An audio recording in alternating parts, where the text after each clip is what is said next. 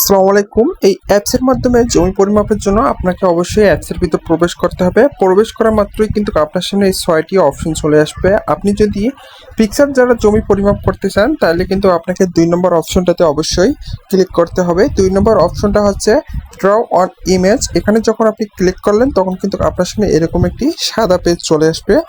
এই সাদা পেজটি আপনি যখন ক্লিক করে দিবেন তখন কিন্তু আপনার সামনে ইমেজ বা পিডিএফ দুটি অপশন চলে আসবে। আপনি তো ইমেজ দ্বারা ছবি অর্থাৎ ছবি দ্বারা জমিটি মাপবেন, সেক্ষেত্রে আপনাকে অবশ্যই ইমেজে ক্লিক করতে হবে। ইমেজে ক্লিক করা মাত্রই আপনাকে আপনার ডাউনলোড অপশনটিতে নিয়ে যাবে। এখন আপনি যেখানে ছবিটি রেখেছেন অর্থাৎ মৌজা ম্যাপটি রেখেছেন সেখানে আপনি ক্লিক করে ওইখানের থেকে মৌজা ম্যাপটি আপনি নিয়ে নেবেন।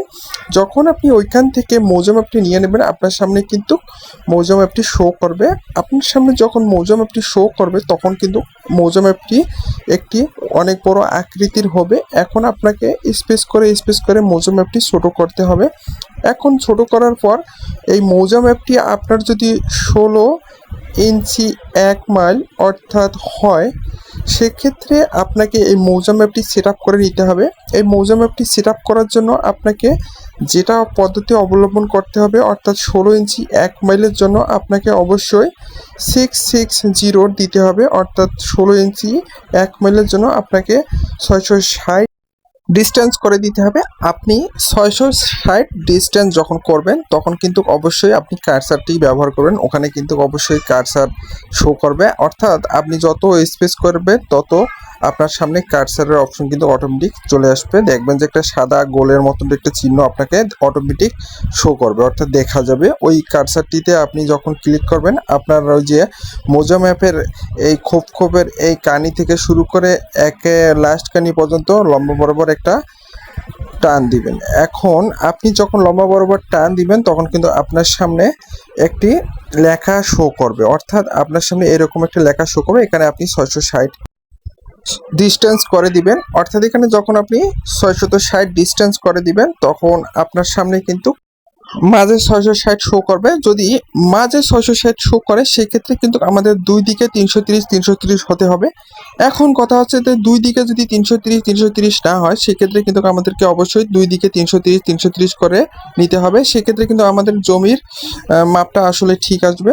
যদি এখানে একটু কম বেশি হয়, যেমন ধরুন এখানে দেখা যাচ্ছে যে ৩২৫.২৩ এবং ৩৩৪.৭৮ অনেক কম বেশি, সেক্ষেত্রে কিন্তু আমাদেরকে একটু টানাটানি করে ৩৩০ করে দিতে হবে। এখন আমি এখানে টানাটানি করে ৩৩০ করে দিব, কারণ হচ্ছে দুই দিকে যেহেতু ৩৩০ সেক্ষেত্রে আমাকে এখানে যদি আমরা দুই দিকে ৩৩০ করে না দেই সেক্ষেত্রে কিন্তু আমার মাপটি অল্প একটু কম বেশি হওয়ার সম্ভাবনা থাকবে। আমি চাচ্ছি সঠিক মাপ, সেহেতু আমাদেরকে অবশ্যই ৩৩০ করে দিতে হবে। যদি হাফ কম বেশি হয় বা কিছু অংশ কম বেশি হয় সেক্ষেত্রে কোনো সমস্যা নেই।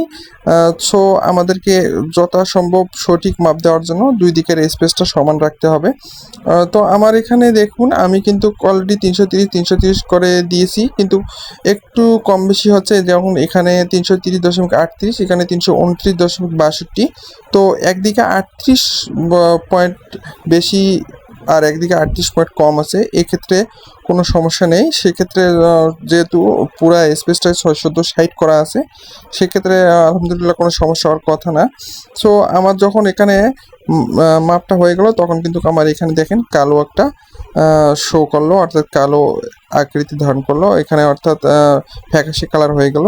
সো আমাকে এখন করতে হবে কি, এখন আমাদেরকে দাগটা নির্ণয় করতে হবে, অর্থাৎ দাগটা খুঁজে জমিটি আর কি ম্যাপে দেখতে হবে আসলে ওই দাগটাতে কত শতক জমি আছে। সো আমি এখন আমার দাগটা আমি খুঁজবো। তো দাগটা খোঁজার জন্য আমাকে অবশ্যই ম্যাপ একটু বাড়াবাড়ি করে দেখতে হবে। তো ম্যাপটি বাড়াবাড়ি করে দেখার জন্য আপনাকে অবশ্যই দাগটি মনে রাখতে হবে, আর মৌজা ম্যাপটি অবশ্যই সঠিক জানতে হবে। অর্থাৎ মৌজা ম্যাপ যদি সঠিক না হয় সেক্ষেত্রে আপনি কখনো দাগ পাবেন না। সেক্ষেত্রে অবশ্যই আপনাকে মৌজা ম্যাপটি দেখে দাগটি নির্ণয় করতে হবে। তো আমি আমার দাগটি খুঁজতেছি। এখন আমার দাগটি খোঁজার পর অবশ্যই আমি আমার দাগটি নির্ণয় করব। তো আমার দাগটি যখন খোঁজা হয়ে যাবে তখন আমি ওই যেরকমভাবে আমরা পেজটিকে সেট আপ করলাম ওই কার্সার দিয়ে, ওই একই সিস্টেম কিন্তু আমি দাগটিকেও নির্ণয় করব, অর্থাৎ দাগটি কত শতাংশ আছে সেটা কিন্তু ওই রকম সেট আপ আকৃতির কার্সার দিয়ে 4 কোণা যদি হয় 4 কোণাতে কার্সার বসাতে হবে, 3 কোণা হলে 3 কোণাতে কার্সার বসাতে হবে, যদি অন্য আকৃতির হয় অন্য আকৃতিতে ওই একই সিস্টেমে কার্সার বসাতে হবে। তো আমি আমার দাগটি মনে হয় পেয়ে গেছি। তো আমার দাগটি হচ্ছে 2401। সো আমি দাগটি মনে হয় পেয়ে গেছি। তো আমার দাগটি এখন আমি নির্ণয় করব। দাগটি নির্ণয় করার জন্য আমাকে অবশ্যই কার্সারের সাহায্য নিতে হবে। কার্সার যে এইভাবে বসাইতে হবে। কার্সার যখন আমি 4 কোণা বসাবো সেক্ষেত্রে আমার কিন্তু জমিটি কত শতাংশ এখানে রয়েছে সেটা কিন্তু আমি অনায়াসে জানতে পারবো। চতুর্ভুজ জমির ক্ষেত্রে 4 কোণায় অবশ্যই সুন্দরভাবে বসাইতে হবে কার্সারটি। সুন্দরভাবে যখন বসাগুলো দেখুন এখানে কিন্তু লাল আকৃতি ধারণ করছে, অর্থাৎ আমার কার্সার বসে সঠিক হয়ে গেছে। সো আমি এখন এখানে ক্লিক করে দেওয়ার মাত্রই চারদিকে কিন্তু আমার ফুটগুলো চলে আসবে। দেখুন আমার চারদিকে কোন দিকে কত ফুট সেটা কিন্তু শো করছে। এখন আমি চাইলে কিন্তু এখান থেকে হিসাব করেও দেখতে পারি কত শতাংশ জমি আছে, অথবা দেখুন যে উপরে এরিয়া লেখা আছে সেখানে কিন্তু শো করছে। ধন্যবাদ।